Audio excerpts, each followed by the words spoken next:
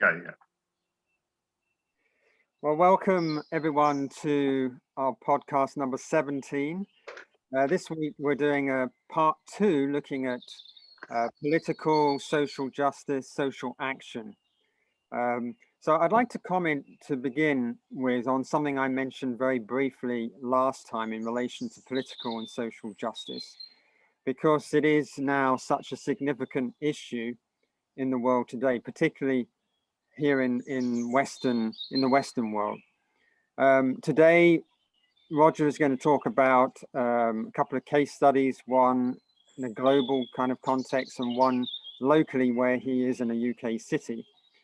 But before we get into that, I'd like to take a step back and just look at the broader context of our engagement in this particular sphere. Those who have been tracking along with us, journeying with us, know that we're looking at different spheres in society at the moment, with the aim of helping to empower people into engagement in those spheres and societal domains. So those of us in the West, particularly, we're living in a culture now that is defined by postmodernism, which essentially is a rejection of truth or reality beyond the human mind. So the God has been sort of put to one side. Any transcendent source of meaning, purpose, or divine morality is being rejected. So we're no longer asking, we being the general populace in the culture is no longer asking if something is true or real, but whether it works, whether it feels good. And now, if God is out of the equation, it's people who are now making the rules, creating their own identity, their own reality. So just taking one case in point, you know, a person can look in the mirror, we can look in a mirror, and if we choose to identify with being a certain gender, for example, then that is who we are, regardless of our biological makeup. It is a world of nonsense, of illusion. And this is just one part of the deconstructionism that is taking place before our very eyes. And in more recent years, it seems to be accelerating. And it is rooted in what is called critical theory, which came out of the Frankfurt School, which started in the 1930s by a group of Marxists who later fled to the US when Hitler came to power, and they became university academics. And the theory of critical theory is essentially to criticize. Every sphere of life is examined and criticized in order to destabilize society and bring about its ultimate collapse. Every aspect of a person's identity is to be questioned, whether that's gender, sexual orientation, family, race, culture, and religion. Every norm or standard in society is to be challenged and ideally altered to benefit supposedly suppressed groups. So while this may appear madness on the surface, there is a very clear and underlying agenda, which, as I say, is intent on tearing down Western civilization and capitalism as well. In order for this to happen, the foundations have to be dug up and destroyed. And we've talked in previous podcasts a little bit about how the foundations that we have been blessed with for many decades in the West are essentially Christian ones. The foundations have come from a Judeo-Christian worldview. So as far as critical theory is concerned, these foundations, Christianity, the traditional family, which we covered the other month, which is the bedrock of human society, that has to be questioned and ultimately destroyed as well. So this as I said, this way of thinking was started some decades ago, many years ago, by a group of Marxists. The classical Marxism, Karl Marx, it was a fight with the capitalists who were regarded as the oppressors, those who had the power and control over the general populace, who were the working classes or the victims. But in this cultural Marxism, which is what we are witnessing today, people are put into one of two groups. You're either one of the oppressors or you're one being oppressed. Now, the oppressors are the whites, especially males, the heterosexuals and Christians, those with privilege. You know, we hear this term white privilege being talked about. The victims are those without such privilege, those that don't fit, and these are made up of many groups of marginalized people and the minorities.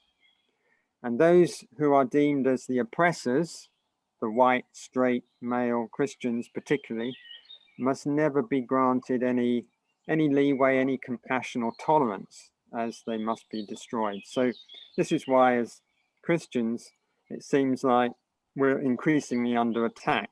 You know, everyone is shown tolerance, but not the Christian community. And it is essentially a divide and conquer strategy. We've all been very much aware of the political correctness that has come to the fore over the past decade or so in particular. So there's the control over language. Any deviation will not be tolerated. You know, you'll be criticized. You're a bigot if you don't toe what is considered political correctness, this line.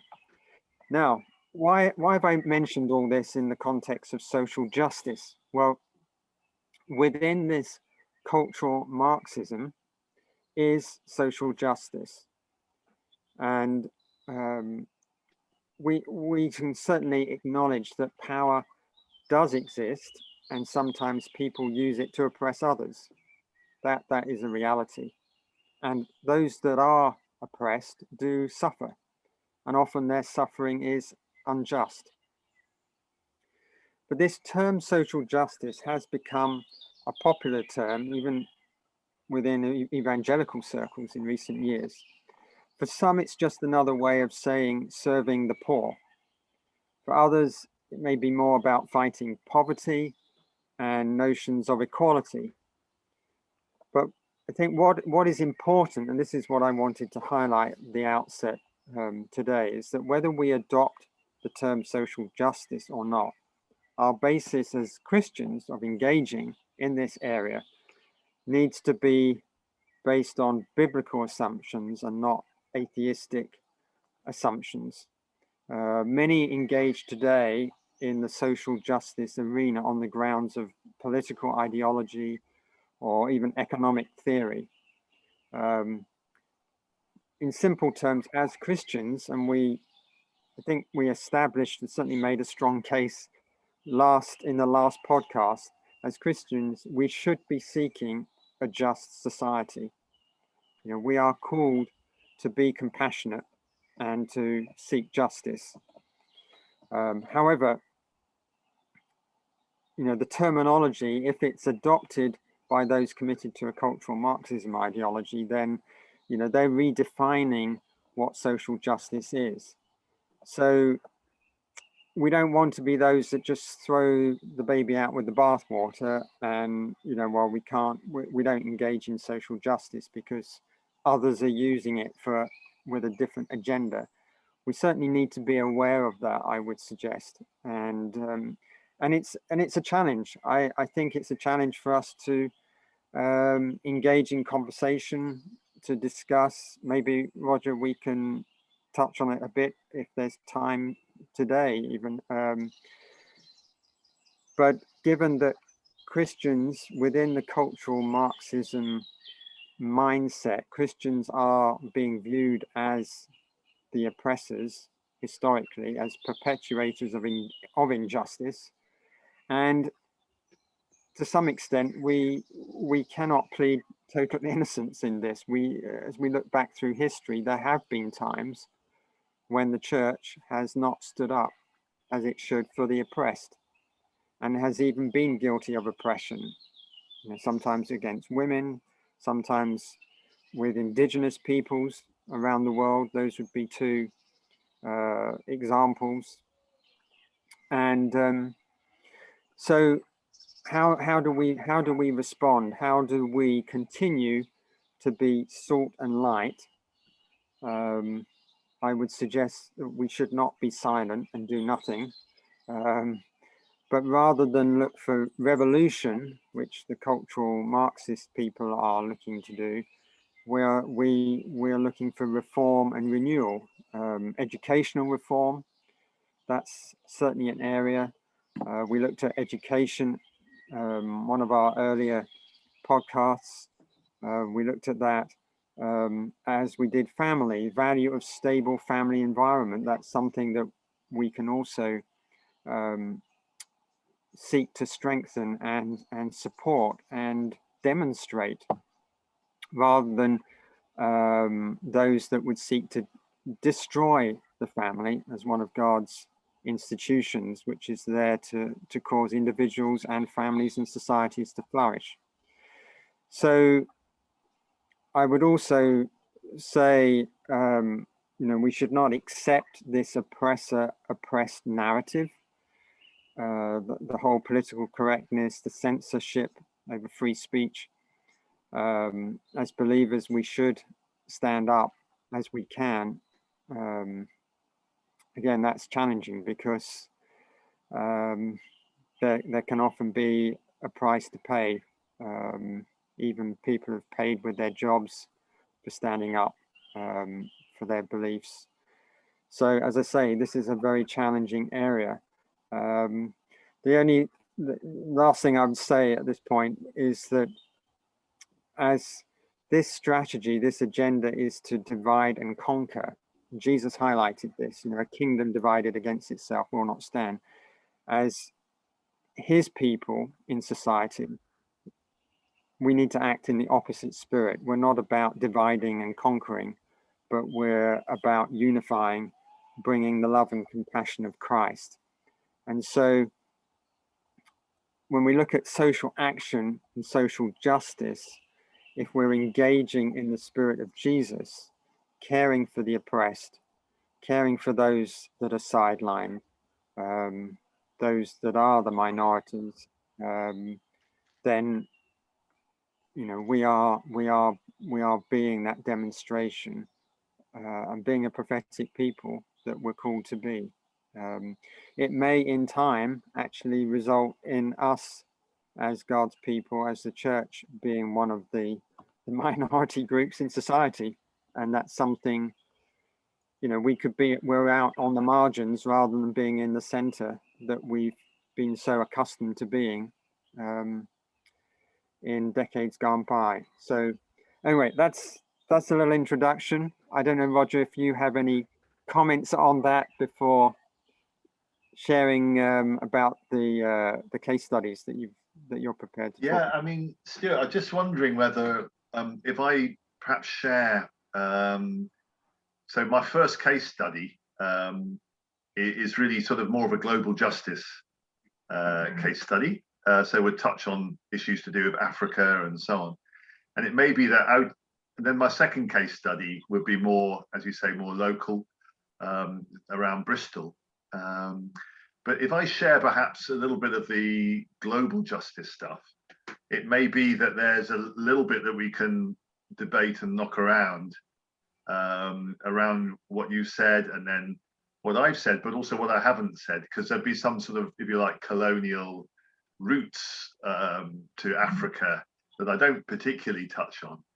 But it'd be quite interesting just to knock that around from that sort of Marxist perspective as to, you know, I obviously I agree with what you're saying in terms of coming to cause, you know, class war and division and disintegration, and yet there could be, and I think I'd be quite happy to knock around one or two ways in which they maybe have put their finger on bits of truth as well, and we may disagree on that slightly, and that's great. So perhaps after I've finished, we could have a little discussion on that before I then go over on to Bristol. So what I was doing and what I've been doing throughout our series of podcasts is to look at the topic of the day, quite often from that biblical worldview, sense of creation and fall and redemption and new creation. And I did that very much last time with politics and social action and the justice issues, number 16. So I will touch on a few little biblical insights, but really we'll be trying to sort of make it a bit more concrete and earth it with real life case studies that I've been particularly involved with over the years. So the first one, as I say, would be that sort of a brief sort of biblical basis for some of the global justice issues. And I touched on last time, you know, what's often called Jesus's manifesto, which would be Luke chapter 4, verses 18 and 19, talking about, you know, meeting the spiritual and the physical, you know, preaching and healing, word and deed. So Jesus talking about preaching good news to the poor, freedom for the prisoners, sight for the blind, release the oppressed, proclaim the year of the Lord's favor, which is tying in with Jubilee, the idea of Jubilee in Isaiah 61. And so I'd like to just touch on for a moment, because we only have, you know, a few minutes. So it's only touching on a few verses rather than going into any greater depth today. But that whole idea of the year of Jubilee. So that's from Leviticus 25, verses 8 to 55. There's also Deuteronomy 15, verses 1 to 11. And that idea that every 50 years, slaves, if you like, oppressed, should be freed, debts cancelled, property returned to the family.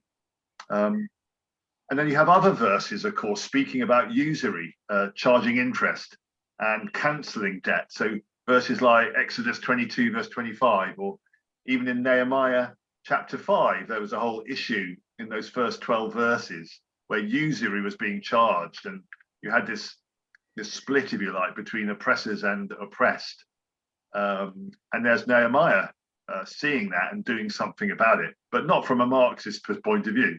So it'd be quite interesting just to knock that round a little bit more. You know, what is the difference? Have Marxists put their fingers on aspects of truth in some of their diagnosis of society's injustices? I don't know. Do we agree with their solutions to that?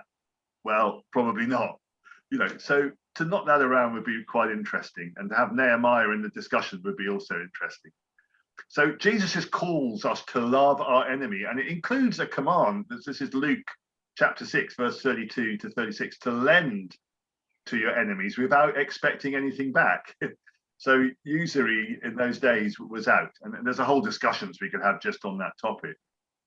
But you have verses like that, and also the underlying, as Stuart's saying, some of the underpinning verses that we mentioned last time, Isaiah 58, verse 6, of loosing the chains of injustice, Micah 6, verse 8, where what does the Lord require of us? To act justly.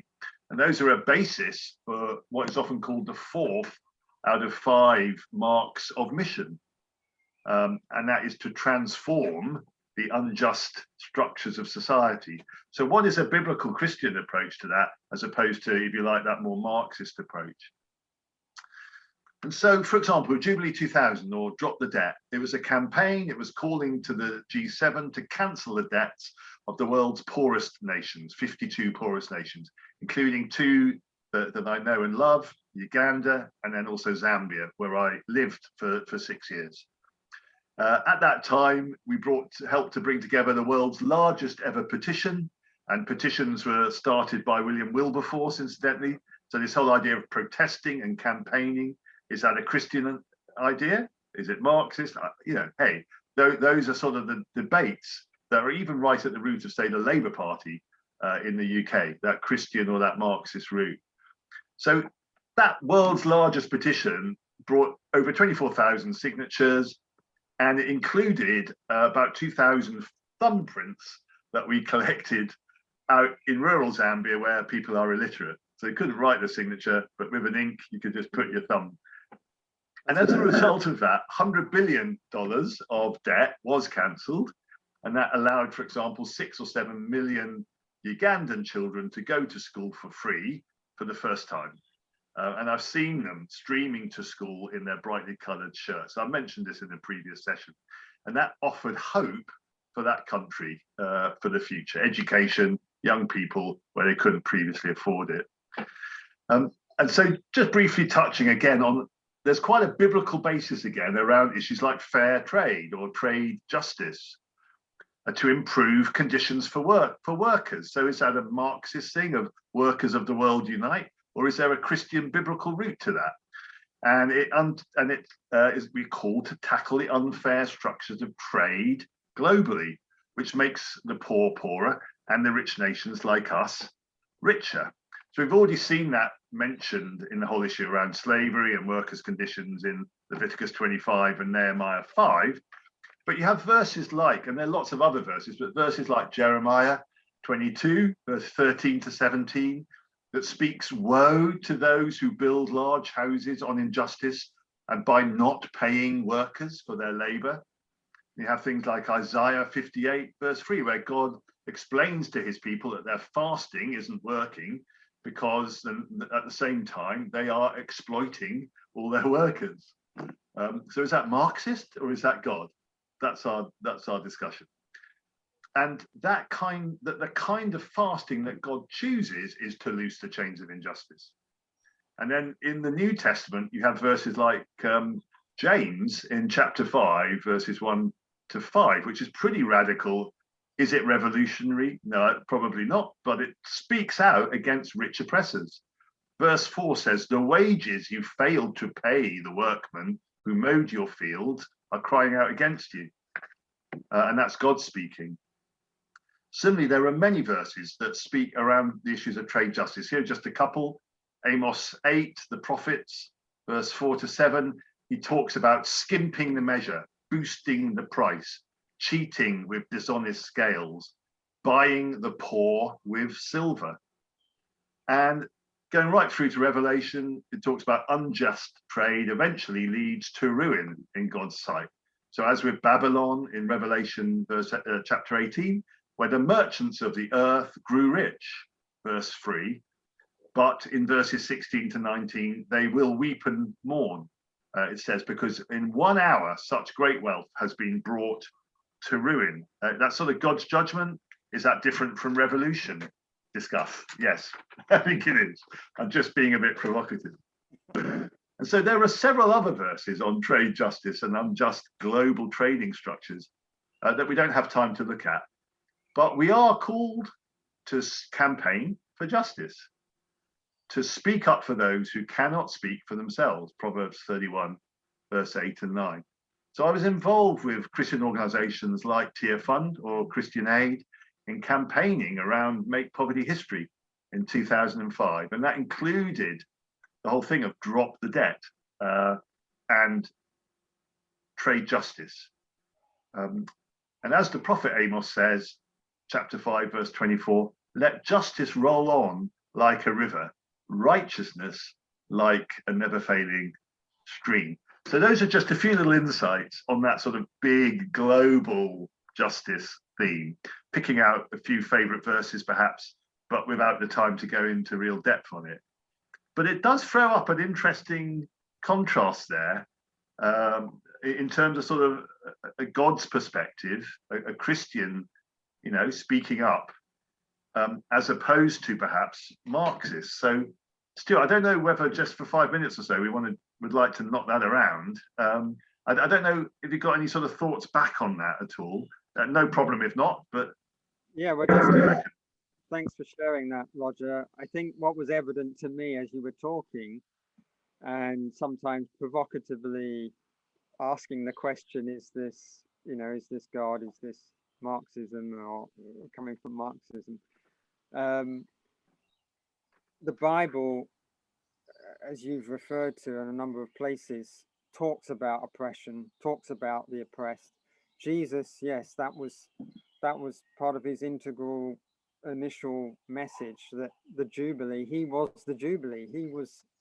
He is the fulfillment of that. It's not just every 50 years, but he has come to cancel all debts, the sin debt, included, but other debts, all forms of oppression, fear, torment, all of that.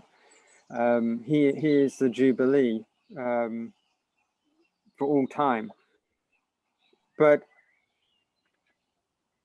the Bible, so God is against oppression, and that you gave examples going back into the Old Testament. We're talking hundreds of years ago, even thousands.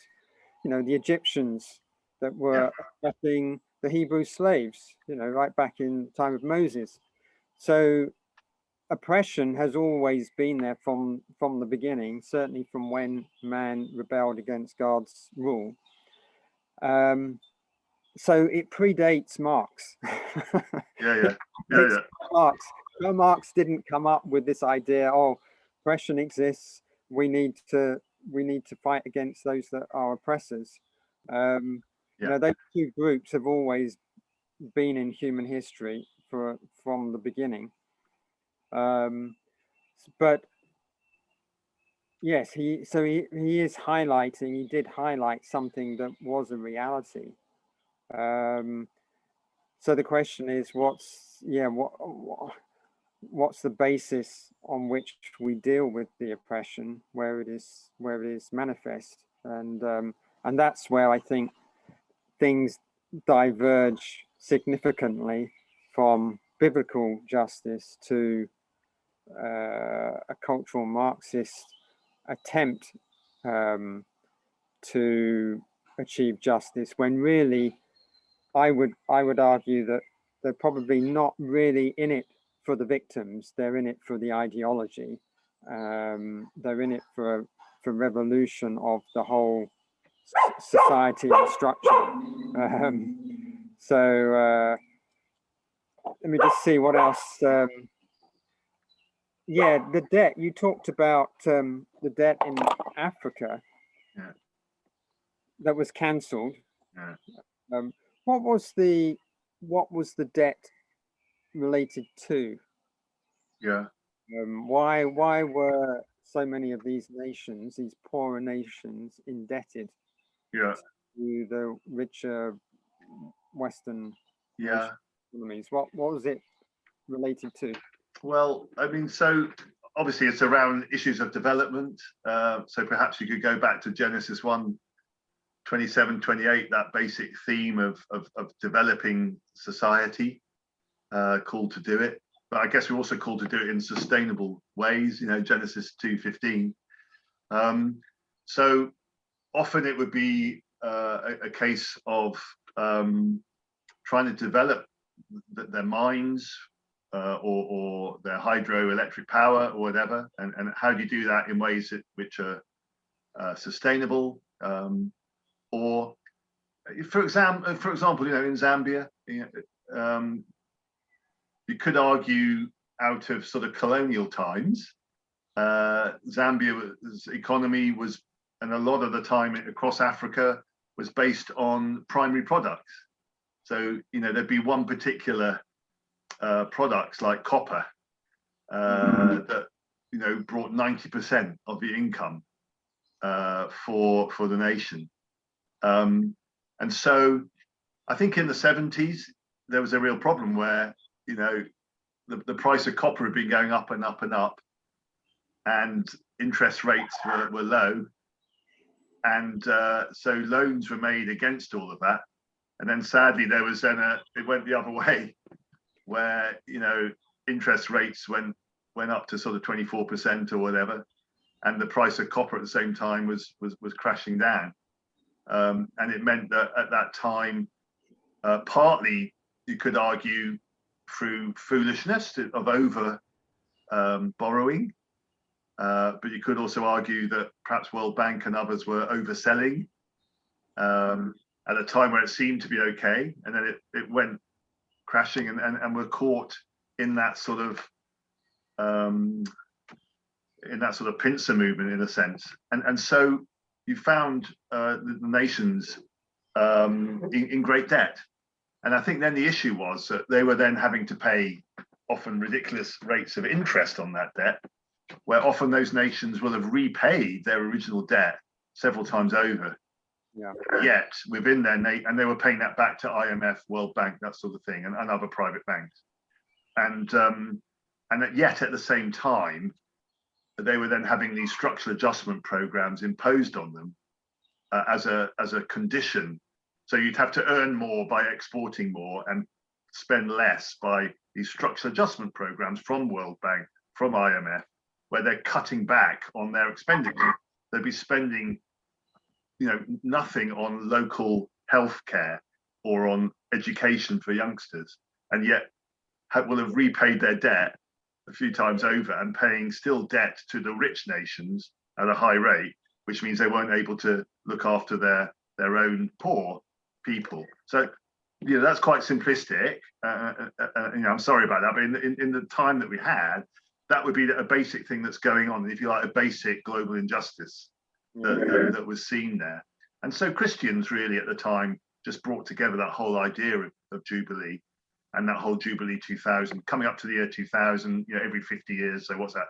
40 times 50, Jubilee of Jubilees, if you like, to help cancel the debt of the 52 poorest nations, or at least go towards it.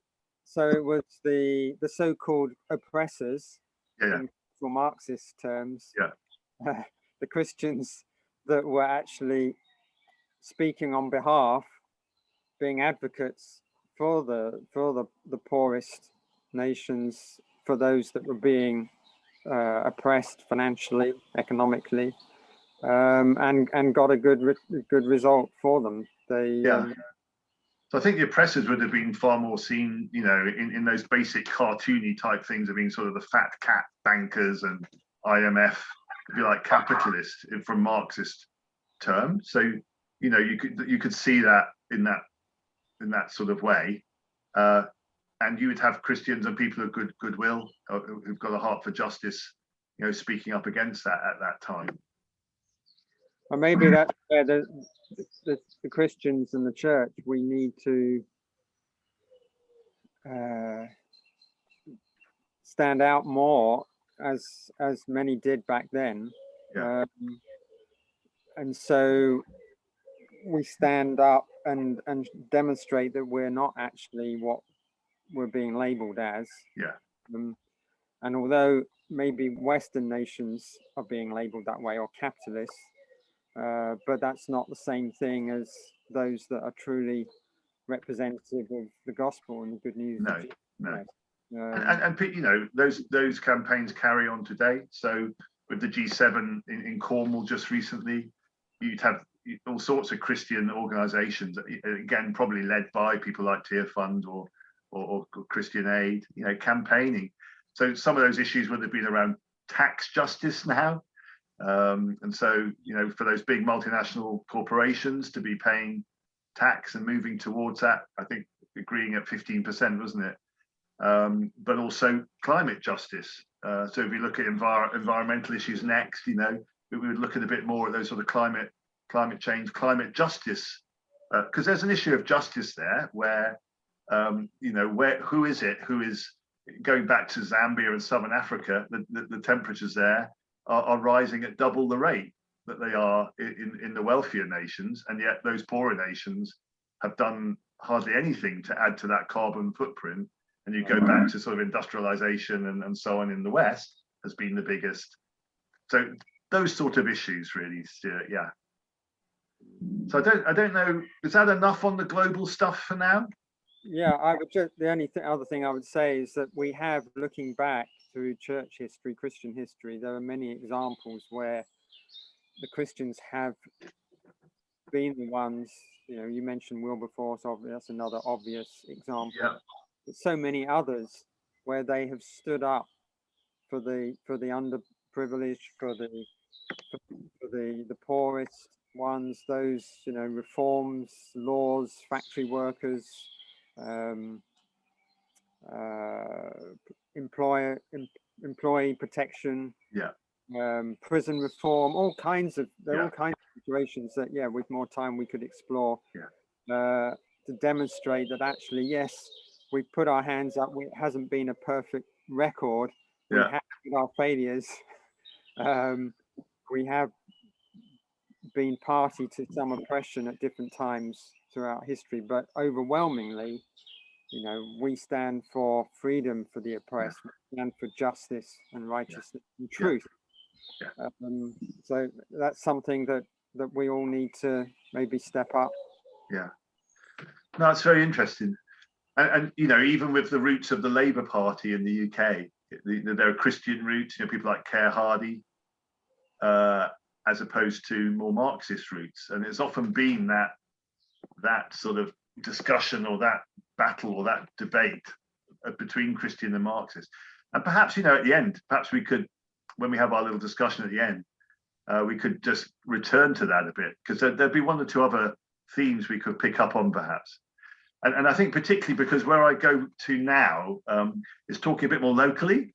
So it's going to a bit more, a second case study, because I think what I've really enjoyed amongst lots of things with these podcasts is sort of not having a sacred secular divide, where we're not just talking the theory of biblical, but we're sort of trying to earth it in real life and real examples. And that could be globally, it could be in a city, it could be in a nation, it could be through history, all of these different ways. And so it's nice, again, just to root it in something that I suppose that I've been involved with and is carrying on at the moment in Bristol. And would actually have some links in where the mayor in Bristol is actually from the Labour Party. And we've mentioned, you know, that debate around Marxism and Christian roots. So we can return to this after, perhaps. But I suppose what we're just saying is that God calls us to care for spiritual and practical needs, social action, and also to tackle the root causes of injustice, so social justice. And that can lead to protest and campaigning, discuss, as well as lifestyle change, but also to politics and policy creation, as we saw in session 16 as well. And so for me, that has been expressed in those global justice issues like Jubilee 2000 and Make Poverty History, but also at the city level in Bristol. And I'll just talk about that a bit more, because I'm the enabler of something called Together for Bristol, as I've said a couple of times previously in other sessions. And our vision as Christian community is to be working with people of goodwill to help transform Bristol together. And we long to see the whole Christian community help spread kingdom of God in the whole of life across the Bristol region. And that includes in the politics and social action sphere. So what's the problem in Bristol? And it's not Zambia, it's not Uganda. The inequalities are not so great compared with the global south and the global north, are they? Surely. And the answer is no. Well, of course they're not. But so Bristol was recently voted the best city in the UK and the kindest and the happiest city. Yet there is a tale of two cities. It's actually one of the worst cities to be born poor in. Over 25% live in child poverty. So that's relative, that's not absolute poverty, we're talking of UK poverty. For example, over 50% of children are born poor in Lawrence Weston, and that's within 1 kilometre of the prosperous Temple Quay business quarter in Bristol. The north in Bristol is the most affluent, and the south is far more deprived, a bit more like globally as well. It's also the most racially segregated of the 10 UK core cities, according to the 2017 Runnymede report. So there's a lot of work to be done, despite the fact we're in the 4th richest nation, and it's the 3rd richest city in that nation. There is a lot of work to be done. And so we have what is called Christian Action Bristol. That is the politics and social action sphere. That's often called CAB. So CAB is a network of networks. And we've got about 14 strands of social action, such as addiction, support and recovery, debt advice and support, environmental issues, food poverty, homelessness and housing, prison and ex-offenders, refugees and asylum seekers, street pastors and the police, and also working with vulnerable women and trafficking. So those are not all 14 of them, but some of them. And what happened in Bristol was that in 2016, Marvin Rees, who is a committed Christian, he was elected the mayor, and he's actually just been re-elected in 2021. Now, he set up a city office that gathers key people from across all the spheres of society, education, health, business, social action. So they're key people in the life of the city to collaborate together for the good of the city. And they brought together a one city vision to 2050.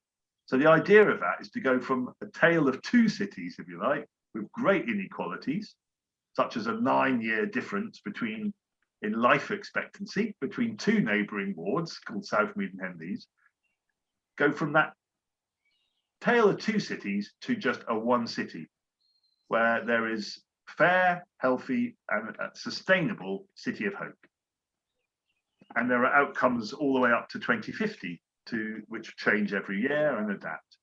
So the one city plan, and I don't know what you think about this, and we can discuss it next time when we look at the environment, it's measured against the 17 Sustainable Development Goals, or SDGs, which are sometimes, I've heard them called, God's goals. There are quite a few Christians involved with that work of measuring up all of these aims for the city against these SDGs. But you could argue that they are quite close to God's creation mandate.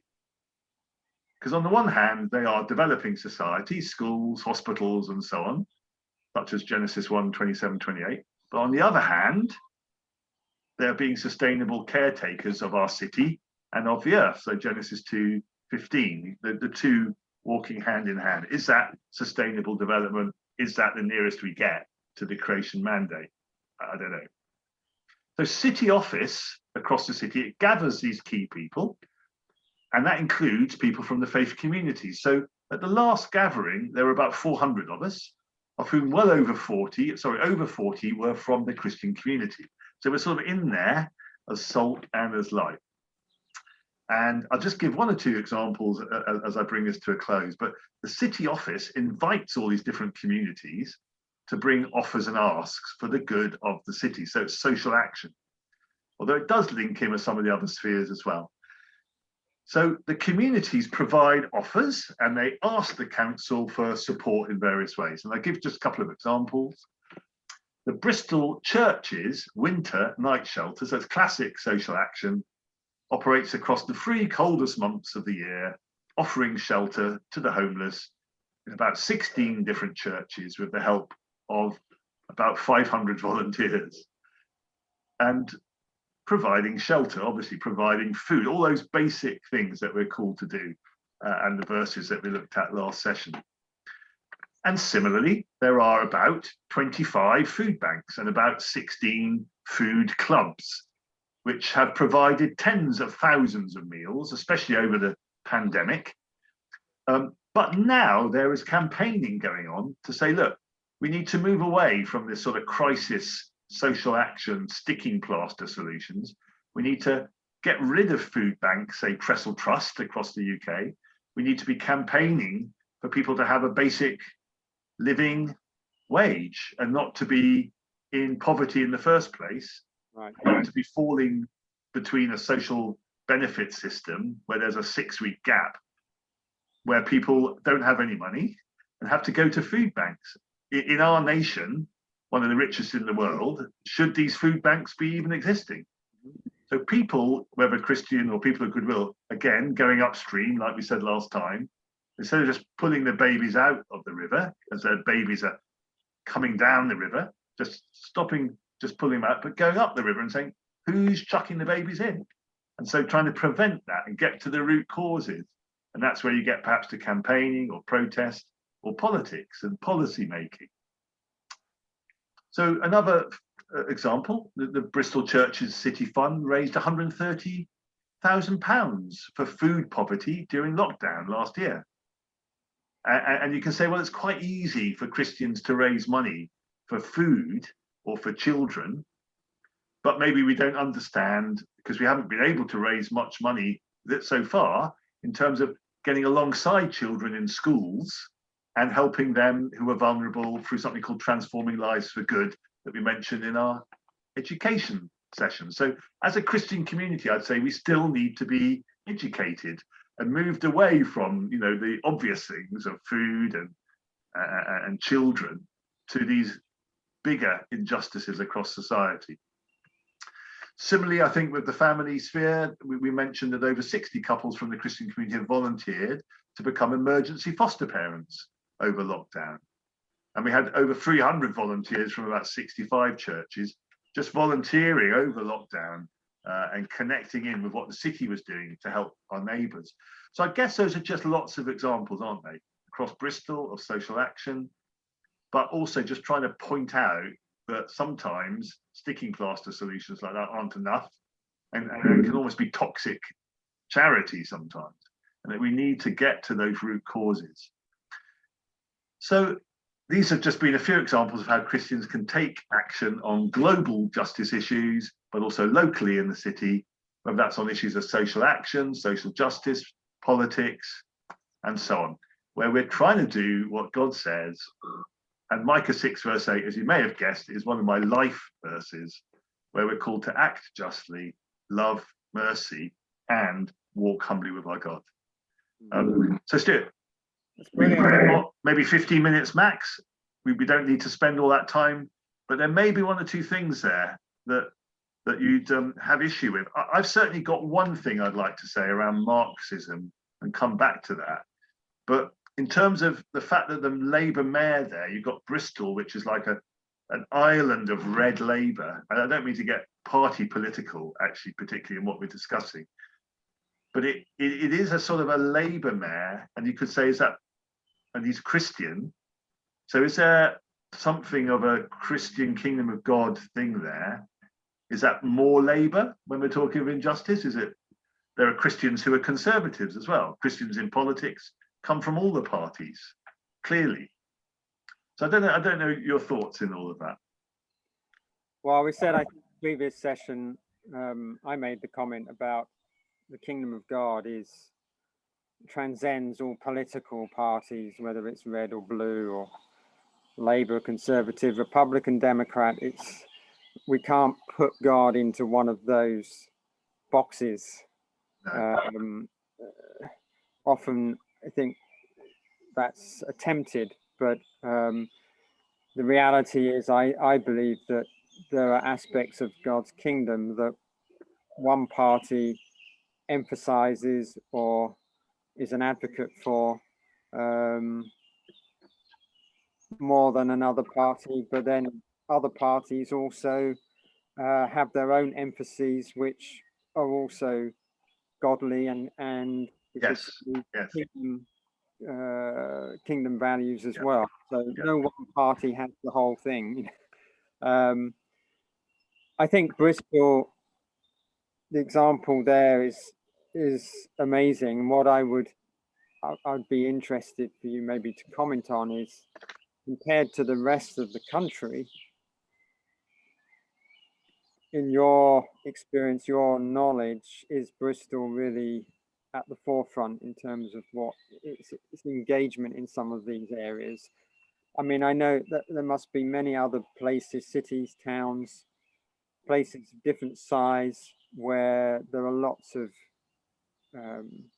people that are engaging locally in similar ways, in different ways, doing excellent work, and demonstrating through action and compassion, God's love, and in practical service. So where you have a Christian mayor who's able to obviously instigate certain things, maybe if you didn't have somebody in that position, what you could do may be reduced, more restricted. I'd also be interested to know the non-Christian community within Bristol. The people of goodwill that you refer to them as. How has that impacted them? You know, what is their view? You got a sense of what their view is of Christians, churches, city? Is it favourable? Because the kind of things that they're doing. Even though they may not be people of faith, they may have different theological persuasions, but on these, in these areas, there's a coming together. There's a, and it's something that they appreciate, that the Christians are making a difference in the city. Now, it's really interesting questions, Stuart, and you know, I think for certain it makes a massive difference to have a mayor who is genuinely a committed Christian and would be trying to see things from kingdom values and perspectives. I think what has been lovely, you know, I've talked about city office, so maybe I can use that as an example. So we'd only be, as I say, perhaps 10% of those involved with that. And yet it's really interesting hearing comments from folks who are people of goodwill, you know, good people who want the good of the city. And they'll come back with comments like, you know, this is what I always wanted, but I didn't believe it was possible. And I think there's something sometimes of a hope that can be injected into all of this, or of faith, you know, that this really can be possible. So I think for sure Bristol is working together in ways that it hasn't. It's been quite a divided city. And so it's made a great deal of difference. I mean, particularly for the Christian community to be able to get involved, it's opened all sorts of doors, and it's a real window of opportunity as Christians to be serving and blessing, you know, the city. And so it has raised respectable, you know, credibility, if you like, as a credibility perhaps to do with the Christian community for sure, that wasn't there before. If you like, a trust. So before Marvin was mayor, it was really quite a closed door for years, quite a suspicion, probably around proselytizing. So there are issues there that are quite interesting. So you're sort of doing good stuff for the good of the city. And so, you know, just for example, the nighttime economy opens up. A couple of us were just chatting to the mayor. In came one of his cabinets who's responsible for the nighttime economy opening up, chatting to Marvin a couple of minutes before we were, saying it would be so good to hear what the Christian community is doing in this way and that way and the other. You know, what about, you know, with nightclubs and all of this? Is there any way they could get involved? And Marvin said, well, actually, they already are. There's something called street pastors. And so this cabinet lead was just delighted with that. And because there's this growing underlying sort of credibility and trust, that's okay. The police person had seen street pass and admitted beforehand was really quite suspicious or skeptical of it, because she thought there must be sort of trying to proselytize folks, whereas actually just seeing that people are just there to love and to serve people. She became like #1 supporter of it. But it does lead to issues that come back to the sort of issues within the social action sphere of, you know, not wanting only to be doing good, also realizing that people's lives aren't truly going to be transformed unless they come to find Jesus as well. And so, you know, how to do that in ways which are with integrity when you're working with council, where you're not going to be proselytizing, but you build relationship. And there's all sorts of ways in which folks, you know, women from the massage parlors build relationship, come out of working in the sex industry, build those relationships, end up going to church and end up becoming Christians, some of them. So it can happen, but you just have to do it in a way that's wise. And that would be the same with street workers as well. You know, the organization that's involved with that, you know, clearly says it doesn't proselytize, and it doesn't. And yet out of the relationships that we build, you can then do in the rest of your time what you like. Yeah. And the relationships and what the life people are living and what they're demonstrating will solicit questions, and for those that are seeking, Yes. the people can respond to those Yes.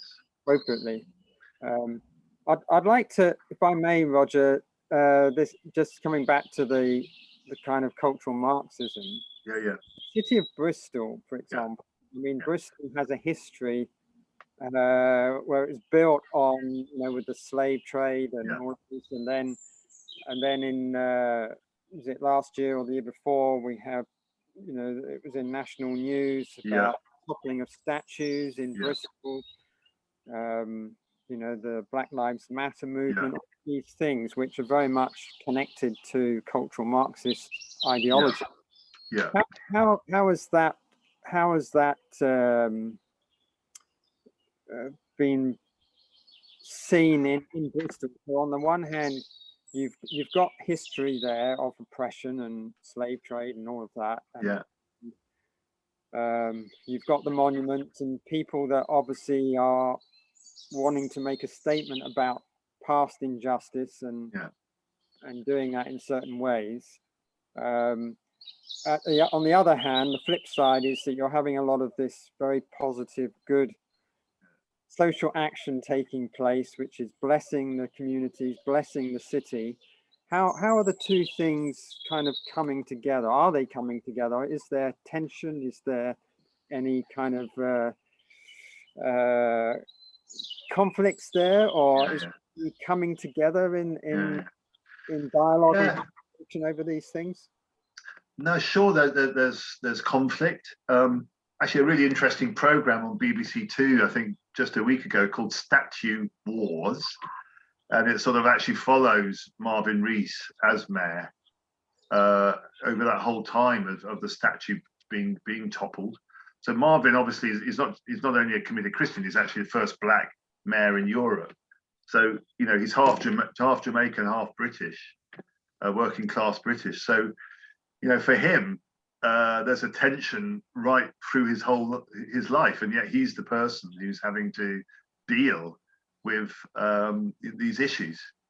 And so some of these folks have been asking him as mayor to apologise, which is really bizarre because he's half black, So it's a really strange situation. I think for sure there's tension. I think there's stuff which the Christian community is having to own up to. Colston, was like a father of the city. So there'd be a Colston, it was his statue that was toppled. And he was a slave trader who then used some of his money in sort of philanthropy. And that's what he's sort of remembered for. But his slave trade roots and the origins of his wealth have been sort of kept quiet, really. And so in the cathedral for years, there'd be sort of a Colston day. And so there are not just statues, there are plaques across the cathedral. But I think the issues are that it goes just way beyond just statues and plaques to these underlying root causes, where Bristol, as I mentioned at the start of this session, is still, the most racially segregated of the 10 UK cities in terms of employment and education. So in terms of inequality.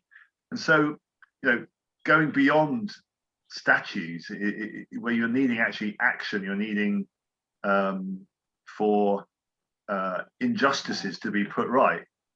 And so, the movement for justice and reconciliation is a Christian movement.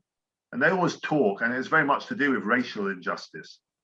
And they talk about the need for justice first, before you can have sort of true reconciliation. So the days of saying sorry are long past.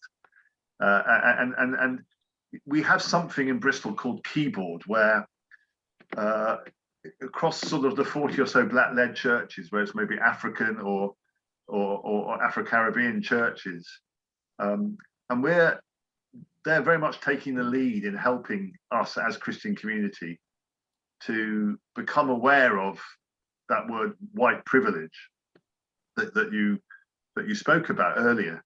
But just seeing that and the realities of that, and how that affects everyday life, and what we need to do as the Christian community. We can't be really asking the city to be changing unless we're putting our own house in order first.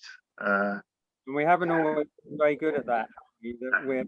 And when the people who are outside the Christian community see that the Christians they talk about unity, but they're not obviously demonstrating the unity, because they have all these separate buildings and meetings. The blacks have their church and the whites have their, and yes, we know that there is some overlap, that you get some mixture, but it's there's a long way to go.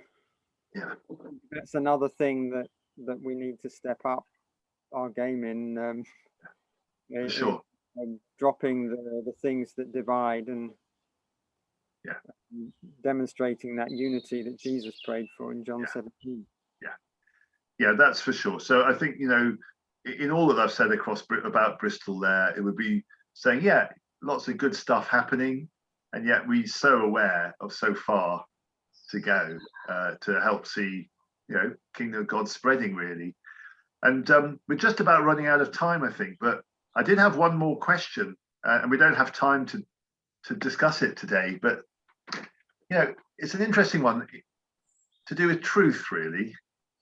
That if Marxists, through their history, are unearthing injustices, whether that's to do with the Industrial Revolution and workers' conditions, or whether it's to do with colonialism and the way we have treated Africans, if they're unearthing truth around that, they're doing historical research that may have an ideology behind it. So you have to test it and weigh it all. But they're being possibly quite prophetic about what they're finding, and then letting us be aware of that. Is all truth necessarily biblical truth? Or if folks are discovering that sort of truth of injustices, is that something that we can sort of learn from as Christians and say, we're with a God who is way to truth and life, and his foundation of his throne is around justice. Can we sort of learn and become aware of some of these issues, even if it's from Marxists, and then think, well, how do we then react to this? But in Kingdom of God ways. So, for example, in non-violent ways, and in love ways, and in God's ways, and values, rather than sort of workers of the world unite and with violent revolution overthrow. So there's a question. We haven't got time for it today, Stuart, but I don't know what you think. Well, I think my initial response, I think certainly anybody can be raising issues, and maybe they've become blind spots for the church, or issues that things that people feel ashamed of and don't want to address or deal with, feel uncomfortable thinking about them, talking about them. So sometimes, God may use very unlikely people or sources to highlight issues that do need to be addressed, because if they're left unaddressed, God's kingdom is one that cannot be shaken. So things have to be shaken out. However that happens. No, really interesting. I think we can definitely learn from those. The outworking of it, of course, would be very different. That we're not actually trying to create chaos and destruction through it, but we take the good from it and repent. No, well, thank you. That's really interesting. Our ways, and a good note on which to end, perhaps. So, Stuart, I've loved hearing the birds singing in the background, and once or twice a dog barking. And happy birthday today as well. We've just got to get that on the recording. Thank you, Roger. And so, goodbye today, and thanks so much. You're welcome. Brilliant. See you again next time. Watching. Thanks for joining us, and Hope you join us another time. Lovely. Okay. Bye-bye. Bye.